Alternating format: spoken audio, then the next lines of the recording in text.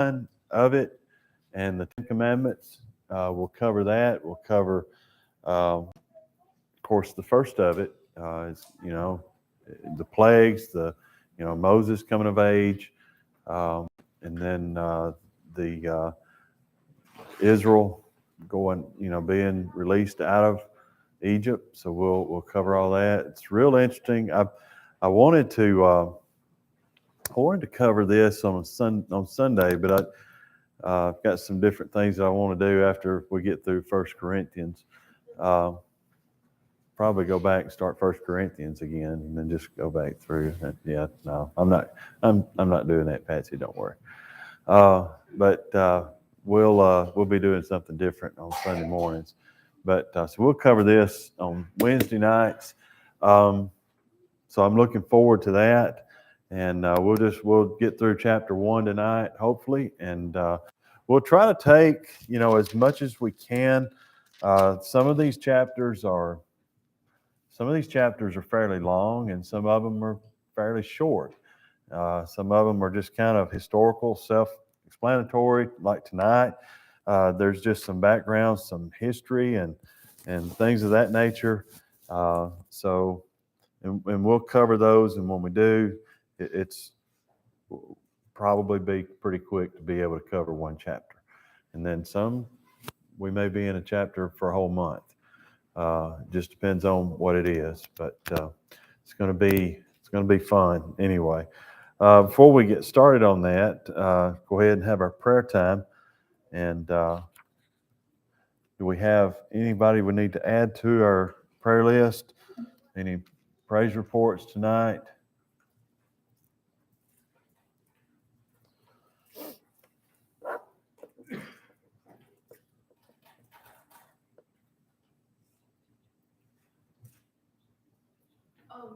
The shooting in Birmingham in Vestavia, the first guy that got shot, I used to teach with his daughter. So keep all three of those families actually in prayers to have their funerals this week. Okay.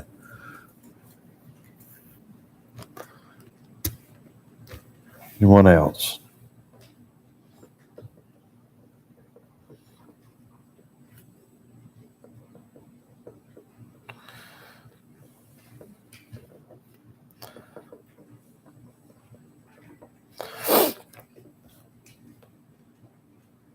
So everything's good with everybody tonight, right? Good. The Lexi Glass family, TJ requested prayer for her Sunday, and she passes. Okay.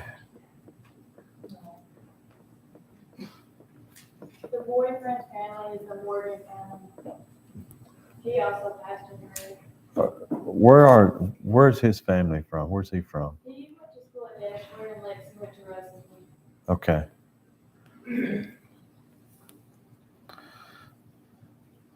All right. Remember their families.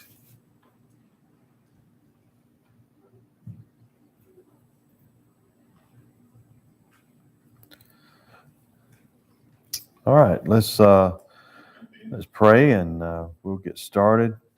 Stanley, would you mind praying this morning or praying this afternoon, and start after? Heavenly Father, we thank you for the opportunity to come back here tonight, Lord, and Lord, talk. I pray that everything will be done, Lord, by your own name. Heavenly Father, we come to you for the answers on the prayer list. Those that mentioned here tonight, those that are families, lost loved ones, Lord, we pray and call that you would be with them and comfort them, Lord. I pray, Lord, that they have the comfort of knowing that their loved one is with you. We pray, my Father, for those that are sick, on the prayer list, those for cancer, or whatever it may be, Lord, you know our bodies. You made us. You made everything about us, Lord. There's nothing about us that you don't know, and there's nothing about us that you cannot touch and heal. We just look to you, Lord, the author and finisher of our faith, to heal these people, whatever it is, and sickness is on them, Lord. And for some on the prayer list, it's an ongoing thing as they come with age. As a body, what it goes down, everybody has to get over this because of sin in their lives. we pray, Heavenly Father, that you be with them and help them through their day-to-day activities, Lord. And just give you the praise and honor and glory for everything. Amen. So before we get into Exodus, just, they're not going to have this on the screen, so you'll need to turn back.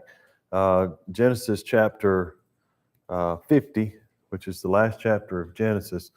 And we'll just read starting with verse 15 through the end of the chapter.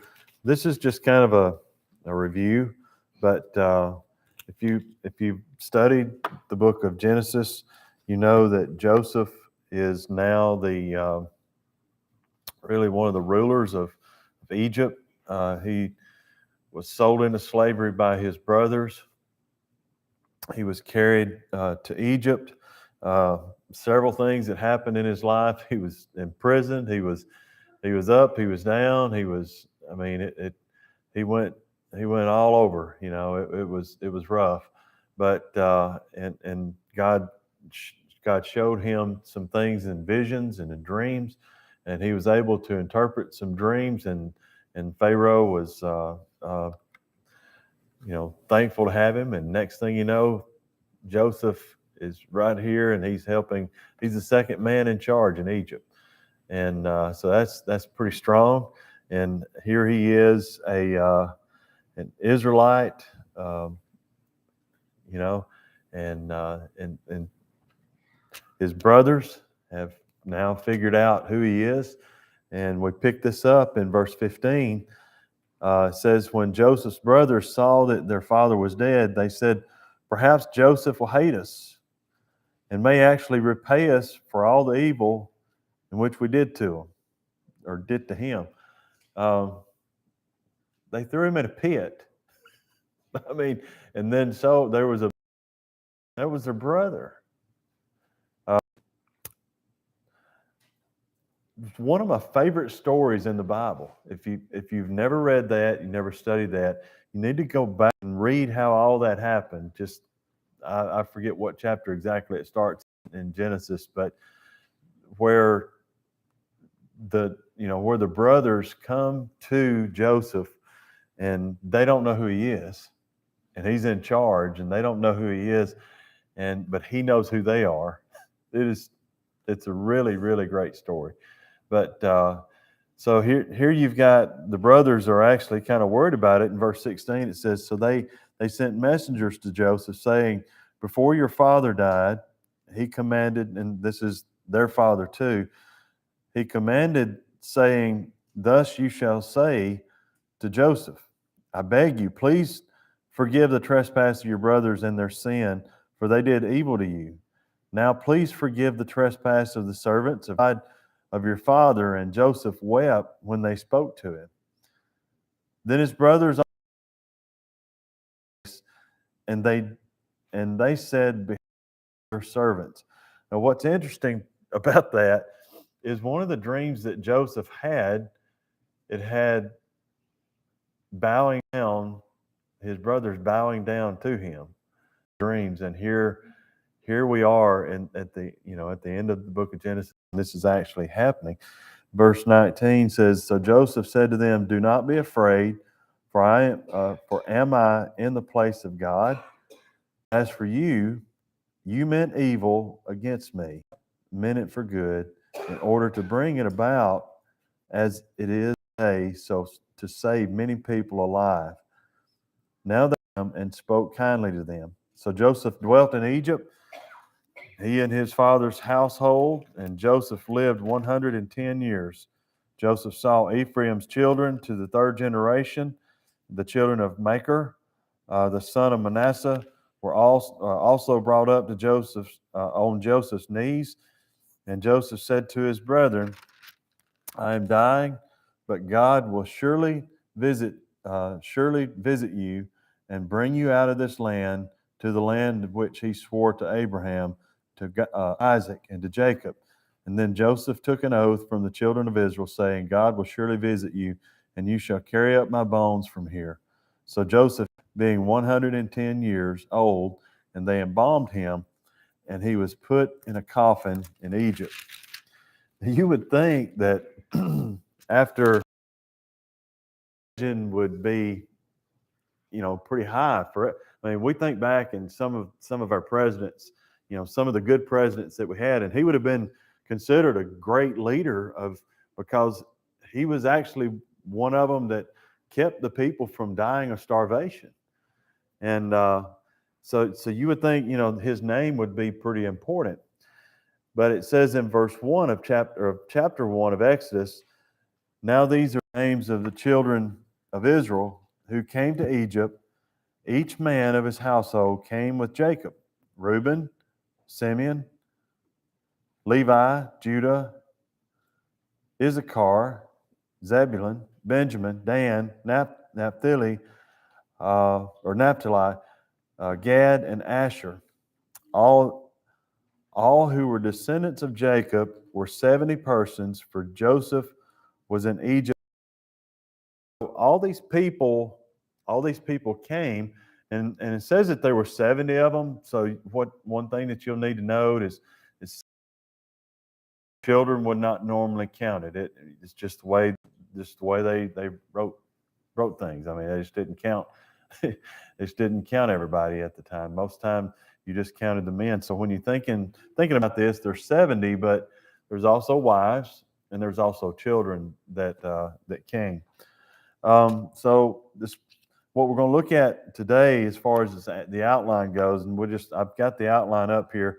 There's just two different points that we want to look at in this in chapter 1. Number one, the reasons for persecution, because they're going to be persecuted, and we're going to look at these reasons. There's actually two things in this section, and it's going to go through verse 1 through verse 10. So we've read this just a little bit, and we find out that there's, I don't know, at least 150 to 300 people maybe that came with the family, and there they are, and they're being taken care of in the land of Egypt. Now, verse 6 says, and Joseph died, all his brothers, and all that generation. But the children of Israel were fruitful and increased abundantly, multiplied, and grew exceedingly mighty, and the land was filled with them. So when I say they multiplied, they multiplied. They went in as, let's just say, 200, 250 people maybe. And it's probably more like 300. But they went in and they multiplied over that 400. How many did Moses lead out of Egypt? Does anybody remember?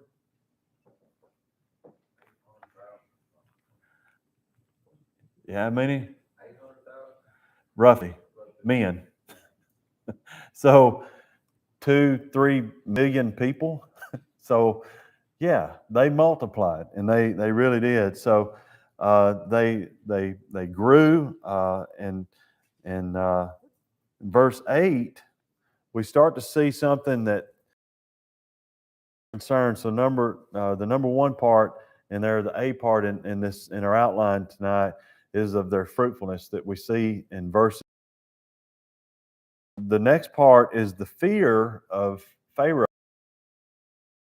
that they were really concerned with, and we pick that up in verse 8. It says, "Now there arose a new king over Egypt, who did not know Joseph."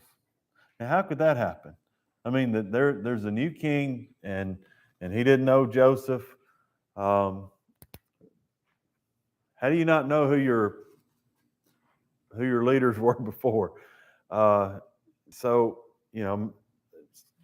some people say, well, they didn't keep very good records, I guess, or whatever. But really, what happened was that the nation of Egypt was overtaken by some other people that they had actually feuded with over the years, and they came. The people they lost that battle, and when it says that there arose a new king over Egypt, not just a new king, and a person kind of took over and was kind of in the line to be able to take over. Egypt was overtaken, and they had a new king. So all these people that were outside that came in, and now they're running the place. They didn't know who Joseph was. They just look up, and all of a sudden they see millions of Jewish people, and wondering how in the world, they're more than we are. So they're gonna wind up overtaking us because there's so many of them. So this causes really a great fear.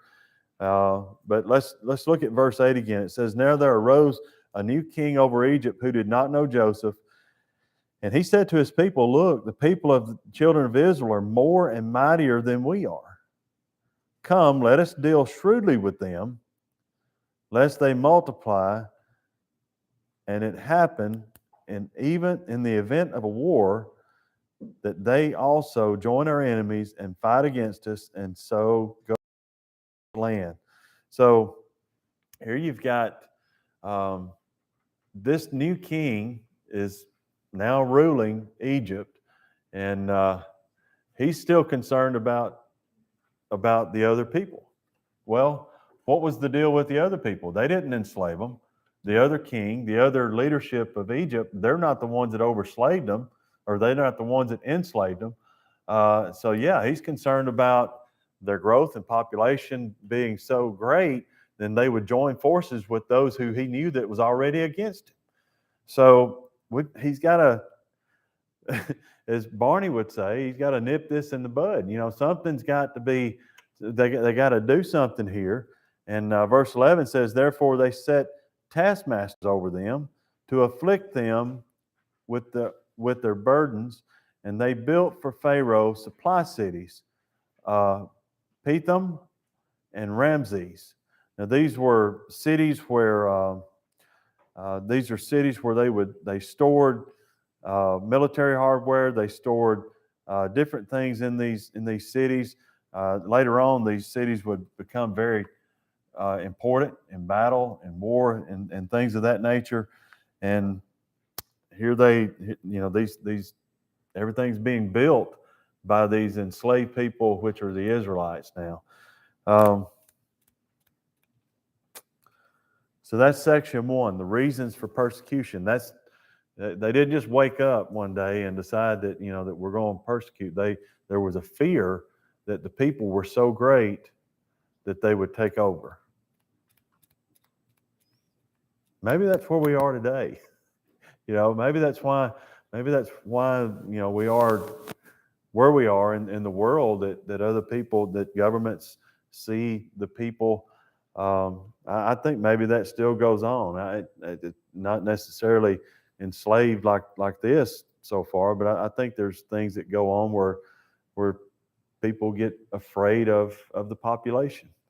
I think it happens all over the world, but it especially was happening here in Egypt, and they decided that they would just make them slaves.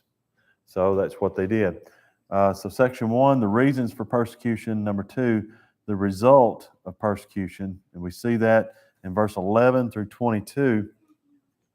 So read verse 11 again. "Therefore they set taskmasters over them to afflict them with their burdens, and they built for Pharaoh supply cities in Pithom and Ramses." In verse 12, and we're going to go down through 14 here. Verse 12 says, "But the more they afflicted them, the more they multiplied and grew, and they were in dread of the children of Israel." Now they were terrified. "So the Egyptians made the children of Israel serve with vigor, or serve with rigor, and they made their lives bitter with hard bondage and mortar and brick and all the manner of service in the field. All their service in which they made them serve was with rigor." So what this means is they were very harsh. They were very mean to them, and they tried to do their best to be able to keep them beat down. It was a brutal type slavery that they were under. How many of you's got in your mind the Charlton Heston TV show 10 Commandments? Has anybody ever seen that? Raise your hand if you've seen that. All right. long time ago. So maybe we ought to watch that. I don't know. But so here we have, I watched it back in the spring again. It's been a while since I've seen it and it was on, so I watched it back in the spring. But this is setting up for really more persecution, and it's gonna we're really gonna have some problems right here at the end of this chapter that you'll see sets in place what happens with Moses. So you see in verses 11 through 14, you see the building decree that goes forward. So he uses the Israelites to be able to build things, to be able to build cities, to be able to basically just do the work for everybody else. And they built Egypt up and made them powerful on the backs of the Israelite people. So now the last section here that we're going to look at in verse 15 through 22, we're going to see Pharaoh's bloody decree. We're just going to read down through this, but we're going to see Pharaoh's order to the midwives and his order to the masses. So what he's going to do is he's going to say, these people are growing, so we've enslaved them, and they do nothing but just keep multiplying. They're just more and more and more of them. You think God maybe had a hand in all that too? I mean, he made them be able to multiply. He made them be able to do that. Why? He made a covenant with Abraham that his descendants would number Yeah. I forget, the stars? Yeah. Okay, Stars and a couple of different places, sand, the sea, and stars too. But yeah, so it's well on its way. What else?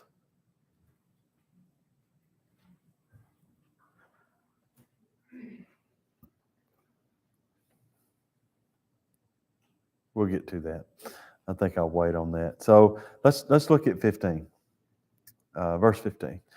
Then the king of Egypt spoke to the Hebrew midwives, of whom the name of one was Shiphrah, and the name of the other was Puah. And he said, when you do the duties of a midwife for the Hebrew women and see them on the birth stools, if it is a son, then you shall kill him. But if it's a daughter, to me that seems a little backwards.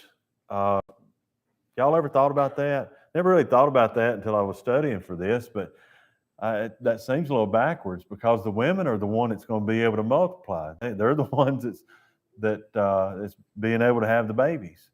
That's right.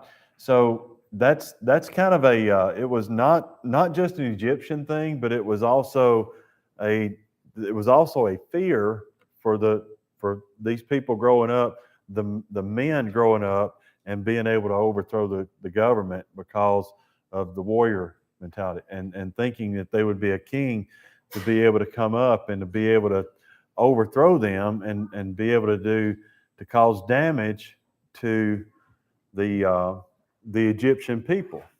They were living in luxury at this point because they were so what happens? What happened? They decided they're going to try to do this and did it for the most part. But what happens? We know the rest of the story, don't we? Like Paul Harvey would say, we know the rest of the story. Moses was born and was actually saved through all this. And he actually was the one to be able to lead them through and defeat, not necessarily he defeated, but God defeated the Egyptians. But he did that through one of the Hebrew children, which was Moses. So Pharaoh's fear was right. I mean, he was right to be able to fear that, but he was wrong in the way that he went about trying to stop that. So what he did was he told the midwives, if it's a male child, you need to kill the male child.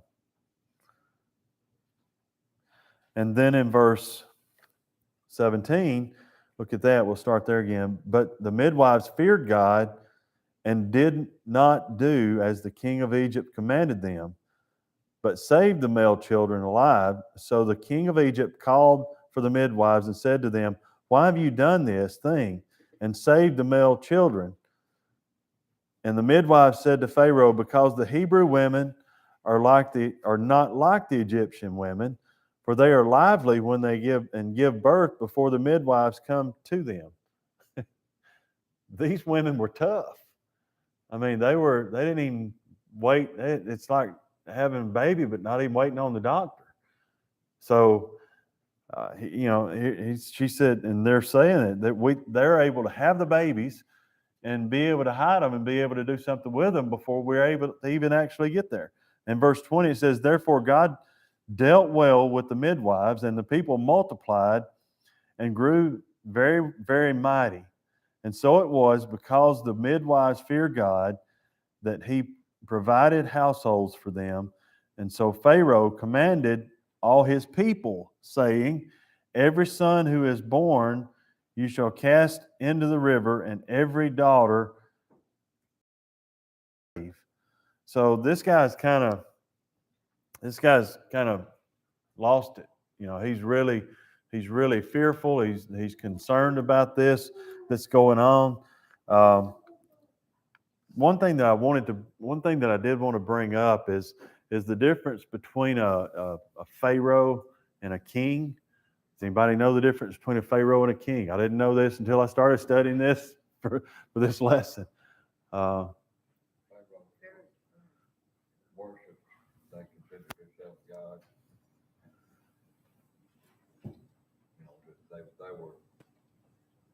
They felt they were gods. Okay. Kings, some of them did, but most of them were true. Mm-hmm. So here you got this king that's come in, and so when what's interesting about this is, and what you're saying is right. So you have, especially in Egypt, but you have a king is a king over a nation, right? So you'd have, but in Egypt you would have a king, and he's the same thing as the pharaoh, but they considered their kings, some of them at least, they considered them a god, and they would worship this pharaoh. Well, so when the wording behind this, when it's stated, it's almost like when you're thinking on the side of the Israelite people, they're seeing him as a king. But when he's being referred to on the Egyptian side, he's referred to as a pharaoh. It's kind of weird. And I went through to read if it was like that all the way through. I didn't read all of Exodus today, but I thought it was interesting that there was the two different things. And then you've got an emperor. What's an emperor? An emperor is kind of like the king over multiple nations. That multiple nations of so you got this pharaoh, and so he's like in Egypt he's top dog. They worship him. So interesting thing that is coming.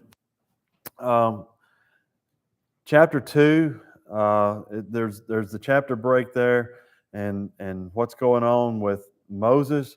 They're still concerned about. Y'all can go ahead and start reading that. We won't get into that tonight, but we're going to get into it next Wednesday night, where Moses is born, and how Moses was actually saved through that. The one comment that I want to be able to go back to, and this is in Genesis chapter 50, verse 19. Joseph said to them, "Do not be afraid, for am I in the place of God?" Joseph is talking to his brothers again. He says, "Am I God to be able to, And in verse 20, it's an extremely famous verse in the book of Genesis, but Joseph says, "But as for you, you meant evil against me, but God meant it for good, in order to bring it about as it is this day, to save many people alive." So God had already told Jacob, he'd already told Abraham, he'd already told Isaac this about these people that their descendants were going to be. And now, I mean, were they going to die? Was God going to let them die in this land in Canaan? Were they just going to let them die out there? Was he going to let them die out there? Well, he had a plan. And that's what Joseph is saying. He said God had a plan. And I know a lot of times, maybe it looks like God doesn't know what he's doing. But somehow or another, God's got a plan. And here it looks like when the Israelites go into slavery, think about that, for 400 years. How long is that? That's quite a while. That is a long time. This country's been around for how long? I mean, how long have we been a country? United States? Not even 400 years yet. So just think about how long 400 years is. I would think somewhere around 380, if I'm in this group at 380, I'm thinking all that talk about, land of promise and all, I mean, but God has a plan. God has a plan. And he's going to fulfill what he said in the Bible. He's going to fulfill what his promises are. So we look not only at the history of this, but we can look forward to where we can go and we study prophecy, and we know that God's going to fulfill things that he's already said. We don't know how he's going to do it. We can speculate and we can get in there and do some end time study, and we think we know exactly. Everybody thinks they know exactly how it's going to happen, but in all reality, we really don't know. But God knows what's going to happen. What's our role in all this?